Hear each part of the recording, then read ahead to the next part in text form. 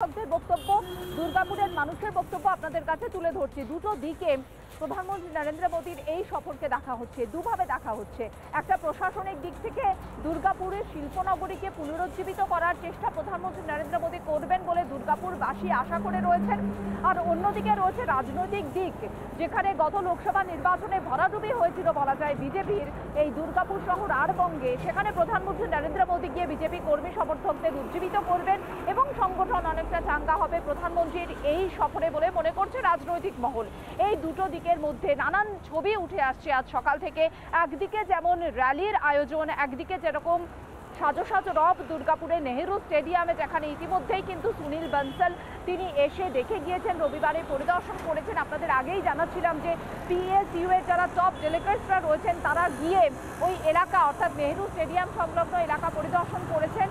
যেহেতু ওই এলাকা থেকে, ওই নেহেরু স্টেডিয়াম থেকে প্রশাসনিক যে সমস্ত 8টি প্রকল্প তার উদ্বোধন করবেন প্রধানমন্ত্রী নরেন্দ্র মোদী। অত্যন্ত গুরুত্বপূর্ণ 5,500 থেকে 6,000 কোটি টাকার প্রকল্পের উদ্বোধন করবেন প্রধানমন্ত্রী নরেন্দ্র মোদী।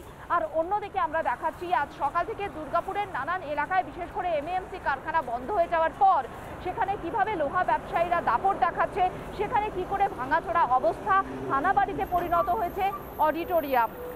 সরাসরি চলে যাব, আমাদের প্রতিনিধি এই মুহূর্তে রয়েছেন ভাস্কর স্টেডিয়ামের সামনে থেকে, সম্ভবত ভাস্কর রয়েছেন। ভাস্কর, প্রস্তুতির ছবিগুলো দেখাও। ইতিমধ্যেই বারবার পরিদর্শন হচ্ছে, প্রধানমন্ত্রী আসছেন বলে কথা, এবং এই 26-এর আগে মহাসংগ্রামের সূচনা প্রধানমন্ত্রীর মাধ্যমেই হবে বলে মনে করছেন বিজেপি কর্মী সমর্থকেরা।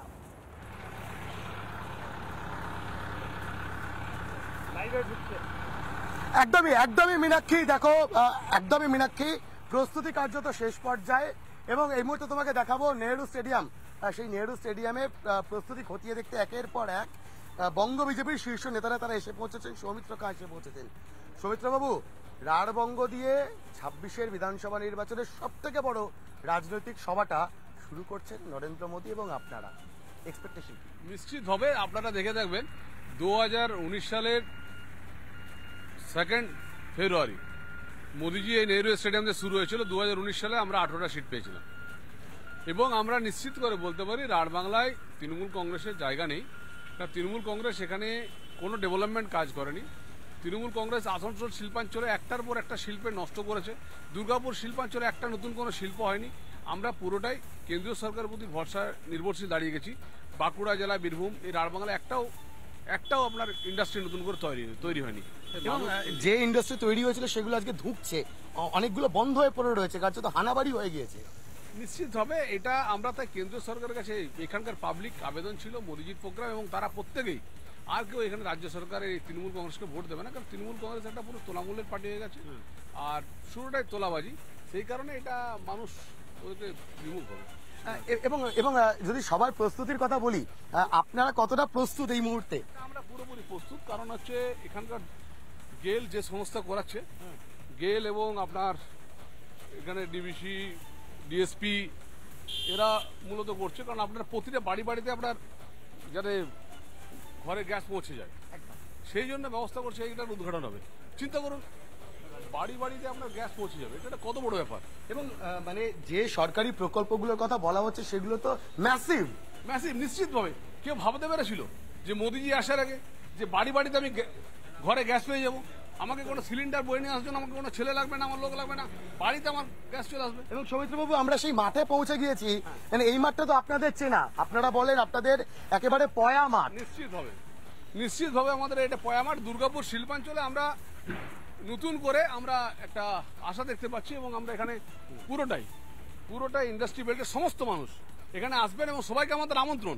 বিশেষ করে দুর্গাপুর সিটি এবং এই রাঢ়বাংলার প্রত্যেকটা মানুষকে আমাদের আবেদন যে আপনারা আসুন, মোদীজিকে আপনাদের কোথাও আপনারা বলুন, আপনারা এসে শুনুন। একটু যদি বুঝতে চাই, এই যে শেডগুলো তৈরি হচ্ছে, আমার ভিডিও রজনী দেখাচ্ছে যে শেডগুলো, এইখানে মানুষ এসে বসবেন, তাই তো? এবং প্রধানমন্ত্রী কোথায় থাকছেন?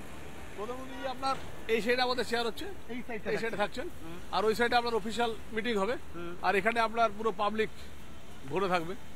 কেউ আপনাদের দলের কেউ বলছেন 1 লক্ষ হয়তো ছাড়িয়ে যাবে, জায়গা দিতে পারবেন না মাঠে।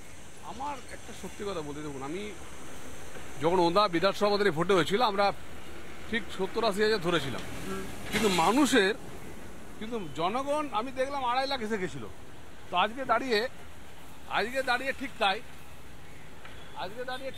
সৌমিত্র খা দেখাচ্ছেন যে কোথায় প্রধানমন্ত্রী নরেন্দ্র মোদী বসবেন, কিভাবে সভার প্রস্তুতি চলছে। নানা ধরনের কন্টেন্ট দেখার জন্য লাইক করুন, শেয়ার করুন আমাদের ফেসবুক পেজ, সাবস্ক্রাইব করুন আমাদের ইউটিউব চ্যানেল। পাশাপাশি অন্যান্য ব্রেকিং নিউজের জন্য অবশ্যই চোখ রাখুন রিপাবলিক বাংলায়।